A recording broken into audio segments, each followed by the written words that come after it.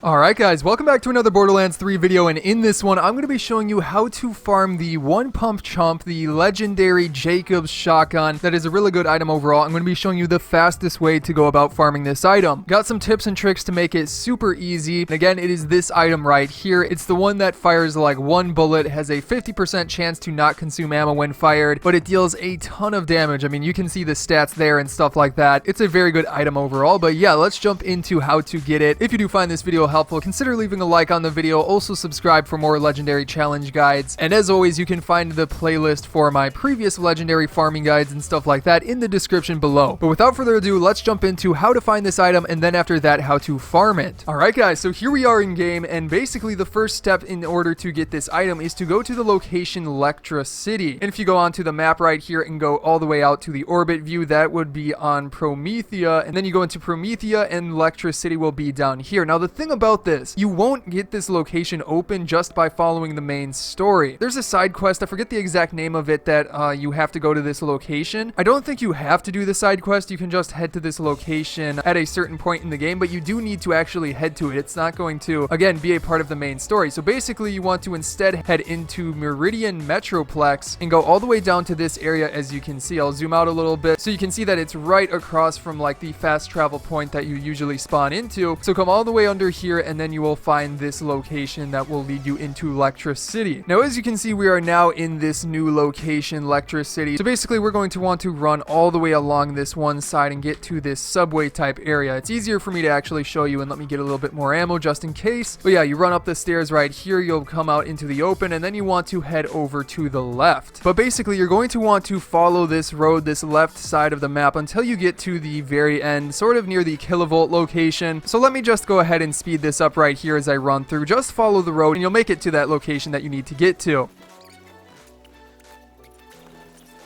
Alright, so as you can see, we reached the end of this road, this sort of like corner. Instead of just going around here, and maybe we can get away from this annoying guy, you're going to want to go down into this subway, as you can see. So simply run all the way down here. It's sort of a hidden area. There's also like a quest above here. But yeah, you'll make it down here, and then there will be some enemies. You can take them out or you can leave them. I mean, might as well take them out right here just to make it a little bit quieter for when we actually do what we need to do. So yeah, alright, so we took out all the enemies. Basically, once you get to this area, go up to the left right here, take another left right around this area, and you will come to this puzzle that you need to complete. Now the puzzle is basically got like switches right here. You got a valve, another switch down here. You want to like turn on the TVs and stuff, but basically the easy combination for that, if you're counting them from like left to right, 1 2 3 4 5, you're going to want to do 1 4 5 2 2. So yeah, again, 1 4, the wheel right here, then this lever on the ground. Then you're going to want to go back to this one and hit this one twice, and that should let you get all of the TVs up like that. And there, as you can see, is the one punch enemy, and he's going to like come diving at us. You don't want him to hit you because, as his name implies, he can take you out in one punch, so it's fairly easy to just knock him down though. Or luckily his like distance attacks don't knock you in one hit, but okay, that was close. Sorry, trying to talk and do this at the same time. Once you knock him down, he will have the chance to spawn this item. So yeah, unfortunately he didn't spawn it this time. Now guys, let's hop into a very fast way to go about farming this mini boss. So obviously, you know, as you do with all farms, you'll simply want to exit back to the main menu and then reload your game, and after that you will spawn at this respawn point right here, which is really close to the entrance of the subway and lets you get to the boss very easily. Now for me, I'm using Zane. He's actually very good for this farm because you can use his digiclone skill to distract a lot of the other enemies in the area, which is very helpful because then they don't get in the way and you don't have to worry about eliminating them first. You can fully focus on one punch and take him out even faster. I'm also going to be using a Molten Vicious Lyuda because he's weak to Incendiary, and the Lyuda is just great all around. And then on top of that, I'm going to be using a class mod that's just simply to grant that plus 25% weapon damage, and then this artifact which grants plus 17% sniper damage. You can switch those out, and honestly you can use whatever weapons you want, but I find those to work very well against him. So yeah, as you run down here, I use one of my action skills to get a little bit of my speed boost going because I have that skill equipped, and then I simply run down to this area down here. I'm going to put my clone right in this spot to distract the other enemies.